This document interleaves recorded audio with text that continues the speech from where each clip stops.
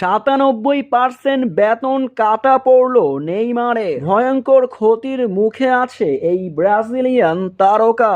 Neymar তার শৈশবের club সান্তোসে ফিরে গেছেন। এবার অপেক্ষা কবে মাঠে দেখা যাবে তাকে তার পুরনো জার্সি গায়ে। কিন্তু প্রশ্ন উঠেছে নেইমারের বেতন কত হবে নতুন ক্লাবে, যেখানে আল হিলাল ক্লাবের হয়ে সর্বোচ্চ বেতনধারী খেলোয়াড় ছিলেন নেইমার। সৌদি লীগের অন্যতম শীর্ষ বেতন পাওয়া খেলোয়াড়দের মধ্যে একজন ছিলেন ব্রাজিলিয়ান এই তারকা। আল হিলাল ছেড়ে শৈশবের ক্লাবে ফিরায় নেইমারের বেতন কতটুকু কমে গেল এবার, যেখানে জানা গেছে সান্তোসের ক্লাবের সর্বোচ্চ বেতনধারী খেলোয়াড়ের যে সপ্তাহে টাকা পায়, নেইমারের একদিনের খরচ তার থেকেও বেশি। নেইমার ক্লাব পরিবর্তন করে তার লোকসান হয়েছে বললে চলা যায়, কিন্তু শৈশবের ক্লাব হওয়ায় তিনি টাকার দিকে দেখছেন না।